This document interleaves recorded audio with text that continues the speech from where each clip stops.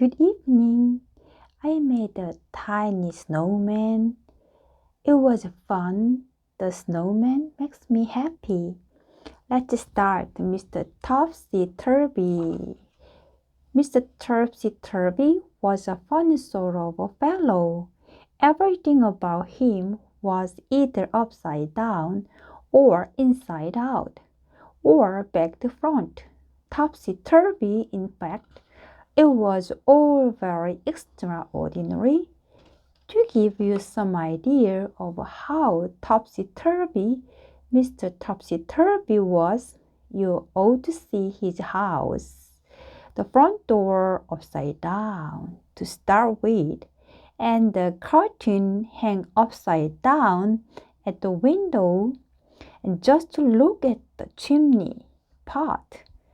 All very extraordinary. Inside is the same.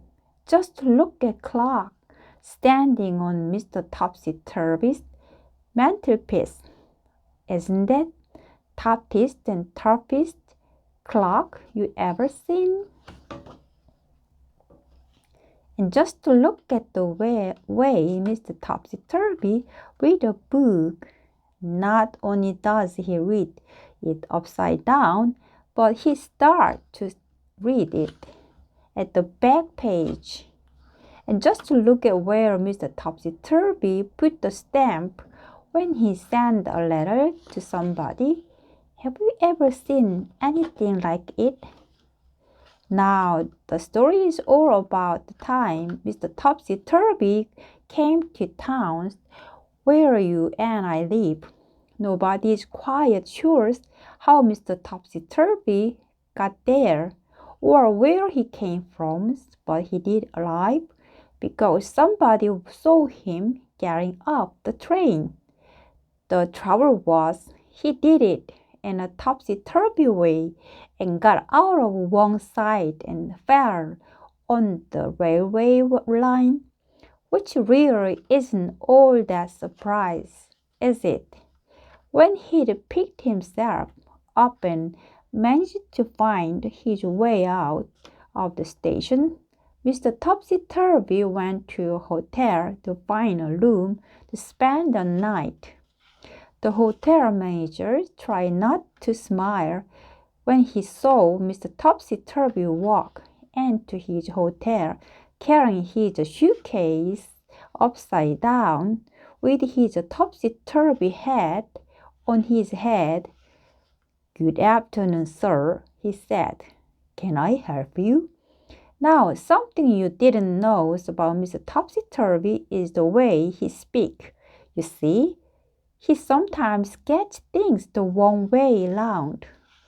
"Afternoon, good," said Mr. Topsy-turvy to the hotel manager. "I'd room alike." The manager scratched his head.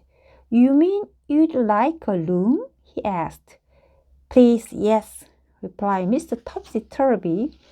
Eventually, the hotel managers managed to work out what Mr. Topsy-turvy was taking about, and he was taken up in the lift to a bedroom. Then Mr. Topsy-turvy unpacked his suitcase, put on his pajamas, and went to bed. He was rather tired after traveling from wherever he'd come from. The following day, Mr. Topsy-turvy went round the town. But what a fuss his going round the town caused. He took a taxi from the hotel, but so confused, the taxi driver tried to tell him where he wanted to go. The poor man drove straight into a traffic light. "Oh dear," said Mr. Topsy-turvy. "I'm sorry, very." Then he went into a big department store in the middle of town. He walked up to one of those counters. "I'd like a sack of pears," he said to ladies behind the counters. "You mean a pair of socks?" She smiled and showed him a pair of bright red socks. Miss Topsy-turvy put them on his hand.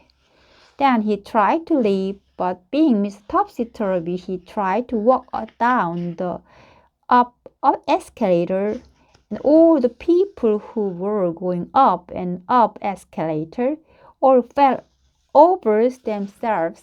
It was terrible topsy-turvy jumper. That day, Mr. Topsy-turvy did all sorts of topsy-turvy things. He went backward across the street crossing and caused an enormous traffic jam. Went to a library and put all the books upside down on the shelf and made everybody extremely cross.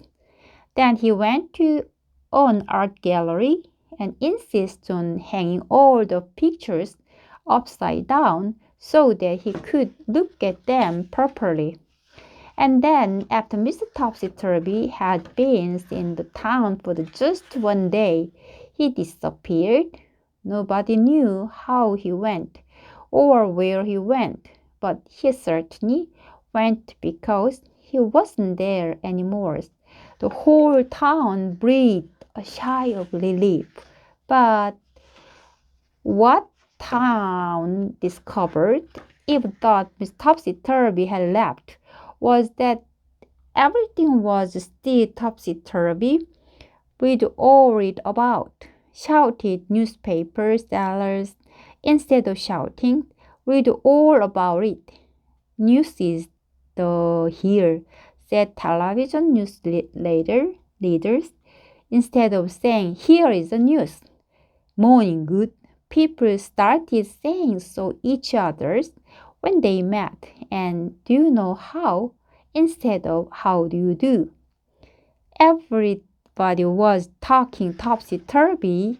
Can you think of something to say that topsy-turvy? Go on, try. You think. A day nice.